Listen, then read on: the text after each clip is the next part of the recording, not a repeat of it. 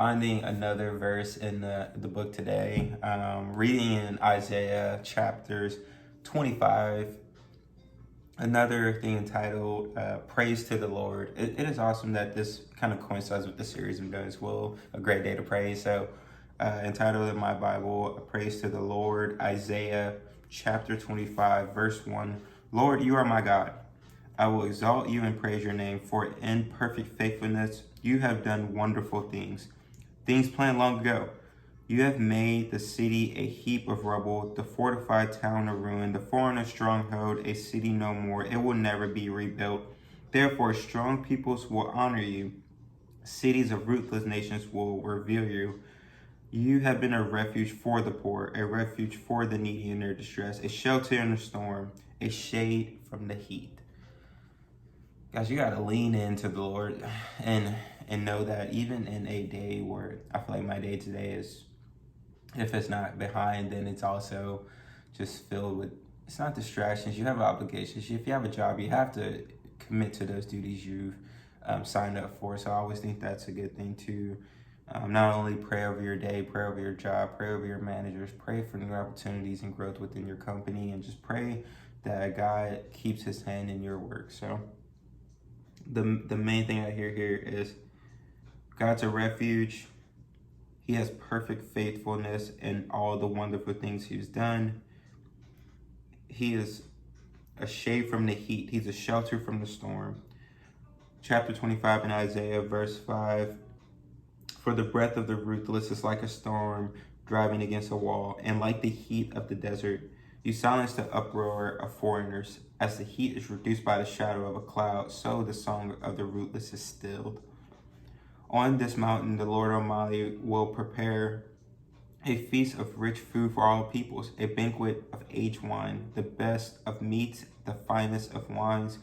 On this mountain, he will destroy the shroud that enfolds all peoples, the sheet that covers all nations. He will swallow up death forever. The sovereign Lord will wipe away the tears from all the faces. He will remove his people's disgrace from all the earth. The Lord has spoken.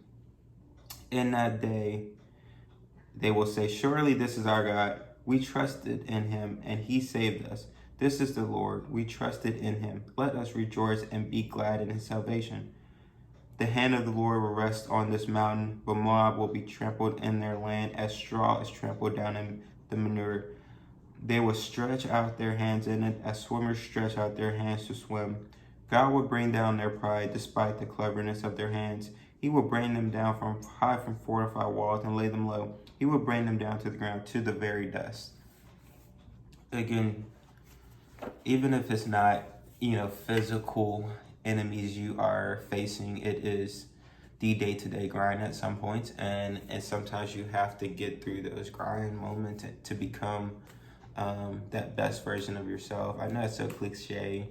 In 2021, everyone's an entrepreneur, everyone's a motivational speaker. So if I had any wisdom to part, at least in these videos, it's already been said. I think the best advice I saw somewhere is, let's quote Will Smith, is, best things you could do is run. And he meant that in the sense of to overcome that fatigue of just life. And secondly, read books to find problems to solutions. There's some things that I think about that just do not have those immediate solutions, whether it's writing a good email back to a district manager, or if it's having to prepare for a meeting. That's kind of been a big worry of mine lately. Actually, every 2 weeks, it's a worry. So it's definitely something that I want to be more comfortable doing. Or even if I'm making more of a bigger deal than it is, then I pray, I give that to God, and he works it out. So as long as I do my steps to prepare, if I do the work, making those attempts, and also taking good notes, that's usually just the best way to get things accomplished. So if you're just discouraged by, and it's limited to your expenses, but I'm in corporate America, so it's like these corporate America experiences, but give those worries to God. God would knock down those high distractions those things that give you great worry, those things that sit on high towers that are usually fortified, whether it's in the sense of just so much things you have to do. Those are high towers. God will knock those down. He will bring those enemies to the dust. He will put those before your feet. So again, do not be stressed or worried. These are entitled A Great Day to Pray. So I love that. I found 2 sections in this book entitled A Praise to the Lord, because I don't like going a day without giving God his praise. I mean, I write it in my little journal, in my little book. You know, I pray for this, I pray for that, and I'm grateful for life, of course.